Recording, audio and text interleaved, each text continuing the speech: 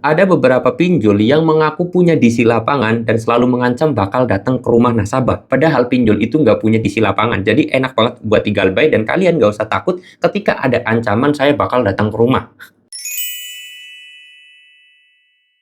Assalamualaikum warahmatullahi wabarakatuh teman-teman semuanya. Pada kesempatan video kali ini saya ingin membahas tentang yang namanya pinjol-pinjol yang selalu mengaku bahwa dia itu punya DC lapangan. Dia selalu mengancam saya bakal datang ke rumah kamu, saya bakal ke lokasi kamu, saya bakal secepatnya ke rumah Anda dan yang lain sebagainya. Padahal dia sendiri sebenarnya pinjol yang tidak punya DC lapangan. Nah, terus apa aja sih Bang pinjol-pinjol yang ngaku punya DC lapangan ini? Oke, di sini saya mau bahas buat kalian. Jadi sebenarnya kalau masalah mengaku-ngaku ya, ini kayaknya sih hampir 90% deh pinjol itu ngaku-ngaku atau bahkan 100% pinjol itu ngaku-ngaku punya DC lapangan semua. Padahal hanya beberapa aja yang punya DC lapangan. Mungkin yang paling sering adalah seperti ada kami gitu kan, terus EasyCash, itu sering banget tuh ngaku-ngaku dia itu punya DC lapangan. Padahal dua aplikasi pinjol ini tidak punya DC lapangan teman-teman semuanya. Terus kemudian Shopee juga bisa dikatakan seperti itu karena apa ya, sering banget DC-nya itu ataupun DC yang sering WA itu saya bakal datang ke rumah Anda bla bla bla bla bla, tapi nyatanya setahun lebih nggak datang-datang juga gitu kan. Nah, kalau misalkan pinjol yang ngaku-ngaku ini enaknya seperti apa, Bang? Ya sudah, kita biarkan saja dan itu menjadi sebuah keuntungan buat kita karena tidak didatengin di lapangan. Udah gitu aja sebenarnya. Tetapi ini menjadi hal yang penting buat kalian yang selalu ketakutan ketika ada ancaman seperti itu. Nah, terus apa aja sih Bang yang pinjol itu punya bener-bener punya DC lapangan? Di antaranya mungkin ya Aku Laku, Kredivo itu punya DC lapangan yang saya kira hampir semua lokasi ada. Terus kemudian Kredit Pintar tapi tidak seluruhnya, hanya sedikit aja. Itu mungkin pinjol-pinjol yang punya DC lapangan dan beberapa lainnya. Hanya ada kurang dari 10 pinjol yang punya DC lapangan itu teman-teman ya. Jadi kalian harus tahu itu.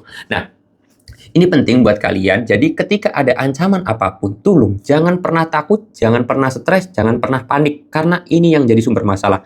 Banyak orang yang ketika diancam, saya mau datang ke rumah, kalian panik. Dan akhirnya kalian itu melakukan gali lubang tutup lubang. Kalian mencari dana talangan gimana pun caranya, akhirnya kalian minjem lagi di pinjol lain. Ini sangat berbahaya. Alangkah baiknya ketika ada ancaman, kalian jangan panik, tenang aja. Kalau bisa, kalian itu ganti nomor HP-nya, reset HP-nya, selesai teman-teman.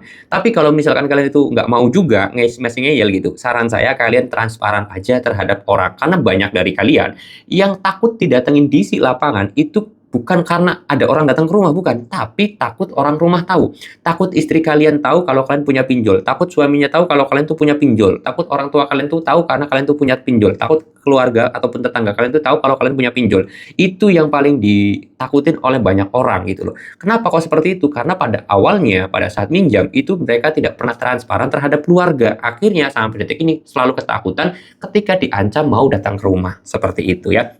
Oke, mudah-mudahan bisa menjawab pertanyaan dari teman-teman semuanya dan bisa menghilangkan rasa takut kalian terhadap yang namanya DC pinjol. Sebenarnya DC pinjol tuh nggak bakalan ngapa-ngapain kita. Kalau kita udah transparan sama keluarga, saya yakin keluarga itu bakal dukung kita. Ya oke sih, pasti akan ada percekcokan ataupun ada sedikit keributan di rumah, tapi setidaknya kedepannya kalian itu pasti bakal dapetin dukungan keluarga. Dan dukungan keluarga tersebut itu sangat penting terhadap mental dan juga pikiran kalian. Seperti itu ya. Oke, jadi mudah-mudahan video ini bisa bermanfaat. Kalau kalian ada pertanyaan, boleh tinggal tulis aja di kolom komentar. Kalau mau konsultasi gratis sama saya, tinggal DM aja ke Instagram saya. Saya tutup dulu video ini dengan kata Assalamualaikum warahmatullahi wabarakatuh.